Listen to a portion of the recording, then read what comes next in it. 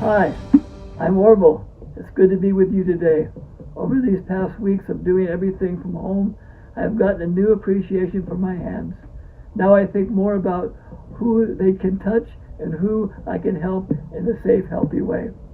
In Leviticus 24, we find that our hands and lives are made for worship of God, to bring peace and love to others. This chapter is part of the preparation of Israel's rescued from the life of slavery and death in Egypt to meet God in the wilderness. They must learn how to love Him, one another, before they go to live in the land of God's promise.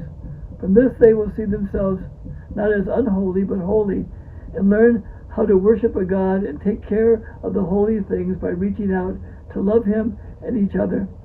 I have taken such a journey, learning to live in the land of God's promise, from a non-Christian home to a religious awareness, to a worship of God and a life lived but for Him. Like Israel, I have moved away from slavery to my traditions, overshadowed by worldly practices that took away my freedom. My life changed when I met God, who freed me from slavery and taught me how to live in worship. In this chapter, we are instructed about using our hands in worship as Aaron's sons did by going into the presence of God to care for the holy things. Their work involved tending to the oil in the golden lampstand to keep it always burning and making sure that was fresh showbread in the holy place. Another instruction in this chapter is on how to use our hands not to fight or curse God in anger, but bring peace. One young man of Egyptian and Israelite parents found this out. He cursed the name of God and he lost his life over it. The holy things here speak of Jesus and of us. Jesus is both the light of the world and the bread of heaven, who alone can illuminate us and feed us. But we are like Aaron's sons who handle the holy things. We must handle Jesus in such a way so that His Spirit, like the oil in the temple, keeps burning in us.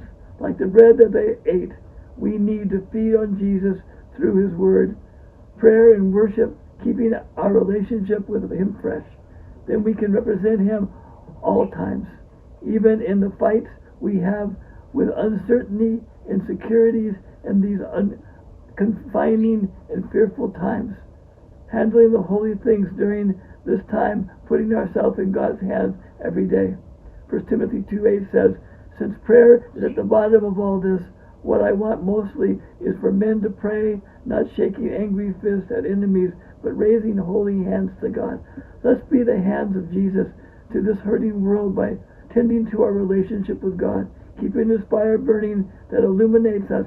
Let's feast on Jesus, the bread of heaven. Please remember to join us for Mark's Wednesday Bible study online.